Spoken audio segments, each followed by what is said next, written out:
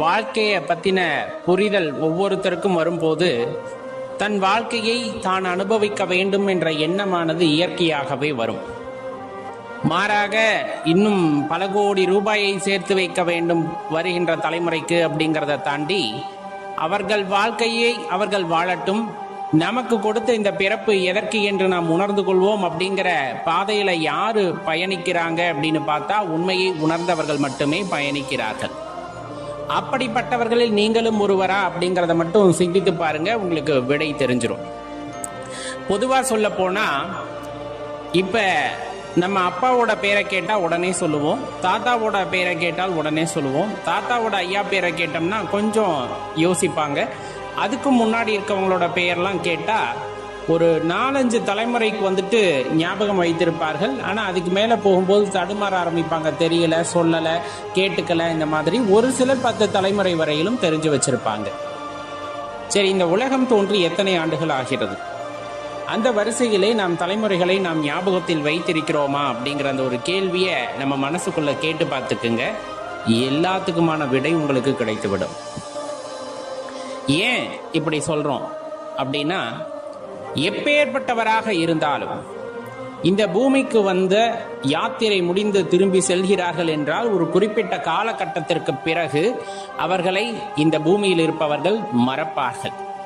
நீங்க என்ன நல்லது செஞ்சிருந்தாலும் சரி, அவர்கள் ஞாபகத்தில் வைத்துக் கொள்ள மாட்டார்கள். ஏனென்றால் அவர்களுக்கென்று ஒரு வாழ்க்கை அமைய பெற்றிருக்கும். அதை வாழ்வதற்கே அவர்களுக்கு நேரம் சரியாக இருக்கும். அவர்கள் கொண்டு வந்த கர்மாவை கழிப்பதற்கே அவர்களுக்கு நேரம் சரியாக இருக்கும் என்னும் பொழுது உங்களை அவர்கள் ஞாபகத்தில் வைத்துக் கொள்ள வேண்டும் என்ற அவசியம் இல்லாமல் போகும். அப்ப யாருக்காக ஓடி ஓடி சம்பாதிக்கிறோம்? எதற்காக ஓடி ஓடி சம்பாதிக்கிறோம்? எல்லாத்து மனசுக்குள்ளேயும் ஒரு ஏக்கம் இருக்கும். நம்ம வந்தோம், வாழ்ந்தோம், அழியாம இருக்கிற மாதிரி ஏதேனும் ஒரு சுவடுகளை விட்டு செல்ல வேண்டும் அல்லவா அப்படிங்கிற எண்ணம் நம் மனதிற்குள்ளே இருக்கும். அதற்காக எவ்வளவோ பாடுபடுவோம். குறைஞ்சபட்சம் நம்முடைய குழந்தைகள், அவர்களுடைய குழந்தைகளாவது ஞாபகம் வைத்துக் கொள்ள வேண்டுமே என்றதற்காகத்தான் பெரும்பாலுமான நபர்கள் வாழ்க்கையை கடத்தி கொண்டு இருக்கிறார்கள். இந்த இடத்துல பணம், சொத்து, பத்து இந்த மாதிரி மட்டுமே கவனம் செலுத்தி ஒரு 2-3 தலைமுறைக்கு தெரிய வகையில சொத்துக்களை சேர்த்து வைக்கிறாங்க. ஆனா ஒரு சிலர் காலத்தை தாண்டியும் அவர்களின் பெயரை நிலைநிறுத்தி செல்கிறார்கள். அது எப்படி அப்படிங்கிறதான் நம்ம இந்த இடத்துல தெளிவா தெரிஞ்சுக்கணும். நிறைய சொல்லலாம், உதாரணத்துக்கு நிறைய சொல்லலாம். இப்ப ராஜராஜன் அப்படின்னு நம்ம சொல்றோம், ராஜேந்திர சோழன் அப்படின்னு நம்ம சொல்றோம். இது மாதிரி ஒரு சில அரசர்கள் பெயர் மட்டும் இன்றளவும் நம்ம கல்வெட்டிலேயோ அல்லது நமது ஞாபகத்திலேயோ நிற்கிறது என்றால் என்ன காரணமாக இருக்கும் அப்படிங்கிறத யோசிச்சு பார்க்கணும். அதே போல நீங்க எந்த நபரை எடுத்துக்கொண்டாலும் சரி, அப்ப தெளிவா தெரிந்து கொள்ள வேண்டிய விஷயம், தான் எதற்காக இந்த பூமிக்கு வந்தோம் அப்படிங்கிற அந்த ஒரு ரகசியத்தை உணர்ந்து கொண்டு அந்த ரகசியத்திற்காக தனது முழு பலத்தையும் பிரயோகித்து அந்த காரியத்தை யார் ஒருவர் நிறைவேற்றுகிறார்களோ அவர்கள் காலம் தாண்டியும் வாழ்கிறார்கள். அது ஒரு குறிப்பிட்ட காலத்துக்கு தான், நம்ம அதுக்கு மேலேயும் சொல்ல முடியாது. ஆனா நாமெல்லாம் உடனே மறக்கப்பட்டு விடுவோமே அப்படின்னா ஆம். ஏன்னா தனக்காக வாழ்தல் அப்படிங்கிறது ஒண்ணு, பிறருக்காக வாழ்தல் அப்படிங்கிறது ஒண்ணு, இன்னொன்னு பாத்தீங்கன்னா தன்னை அறிந்து வாழ்தல் அப்படிங்கிறது ஒண்ணு. இப்ப இதுல நம்ம சொல்ற மாதிரி தனக்காக வாழ்தல், நாம் எல்லாம் வாழ்கின்ற வாழ்க்கை, நமக்கு, நம் குடும்பத்திற்கு இப்படின்னு வாழ்கின்ற வாழ்க்கை, இது உடனே மறக்கப்படும். இந்த உடல் சுடுகாட்டுக்கோ இடுகாட்டுக்கோ கொண்டு போயிட்டாங்கன்னா அடுத்து 1 மாசத்துக்குள்ள மறந்துடுவாங்க நம்ம செஞ்சதெல்லாம். இது இயல்பான யதார்த்தம்.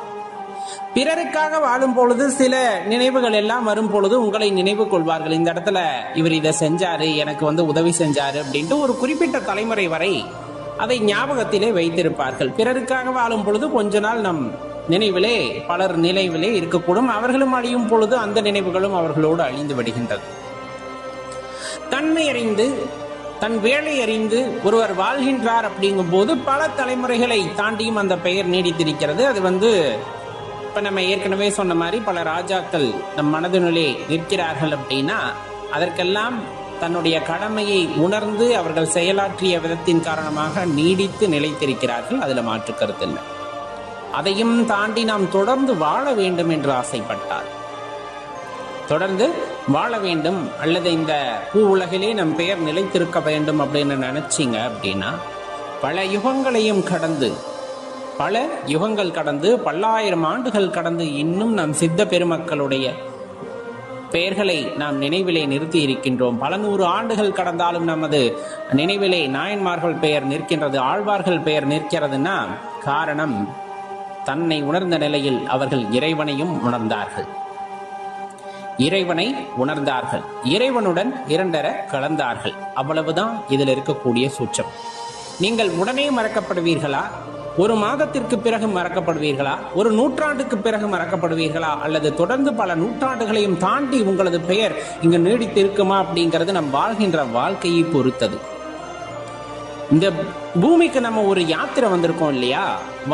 கண்டிப்பா உள்ள தாயோட கர்ப்பத்திலிருந்து வெளியே வந்துட்டா நம்ம மீண்டு போய் தான் ஆகணும், வேற வழியே இல்லை.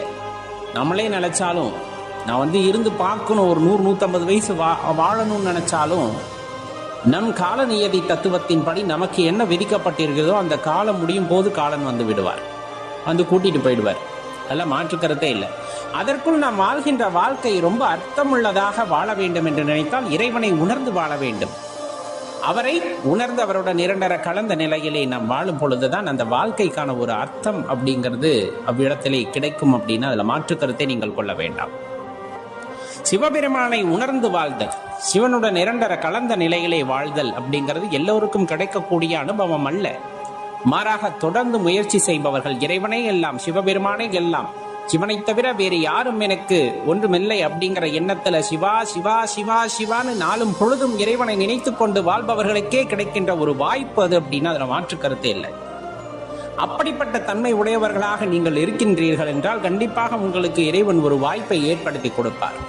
அந்த வாய்ப்பின் மூலமாக நாம் அடுத்தடுத்த கட்டத்திற்கு முன்னேறுவதற்கான எல்லா வழிகளும் நமக்கு பிறக்கும்.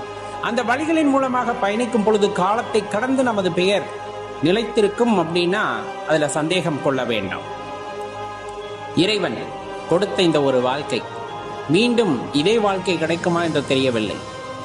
அப்படியே நினைத்து உருகக்கூடிய வாழ்க்கை கிடைக்குமா என்று தெரியவில்லை. அவ்வாறே கிடைக்க வேண்டும். அவ்வாறு ஒரு வாழ்க்கை இன்னொன்று அமையப் போகிறது என்றாலும் அந்த ஜென்மத்திலும் சிவபெருமானை மறவாத வர வேண்டும் இறைவான்ட்டு மன்றாடி கேட்டுக்கொள்ளலாம். ஆனால் முடிந்தவரை இந்த பிறப்பு இறப்பு என்னும் சுழலிலிருந்து எங்களை மீட்டு விடு, எங்களுக்கு விடுதலை கொடுத்து விடு அப்படிங்கிறதான் எல்லா அடியார் பெருமக்களும் இறைவனிடம் மன்றாடி கேட்டுக்கொள்வது. ஐயா, இந்த பிறப்பு இறப்பு சுழல்ல இருந்து எங்களை மீட்டு உன்னோட பாதத்துல ஒரு சின்ன இடத்த கொடுத்து வச்சுக்கோ, உன் கூடயே இருந்துடணும், அவ்வளவுதான் ஆசை அப்படிங்கிற மாதிரியான எண்ணம் எல்லா அடியார் பெருமக்களுக்கும் உண்டு.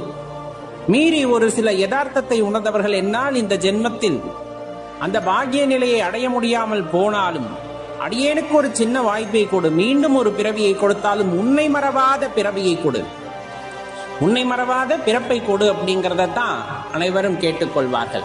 அப்படிப்பட்ட ஒரு பிறப்பு அப்படிங்கிறது ஒரு அதிசயம். சொல்ல போனா தொடர்ந்து ஒவ்வொரு காலகட்டத்திலும் நாம் இறைவனுக்கான திருப்பணிகளை செய்து கொண்டு அவரை நினைத்து கொண்டே வாழ்ந்திருக்கிறோம் அப்படிங்கும் போது அதெல்லாம் எவ்வளவு சிறப்பான விஷயம்.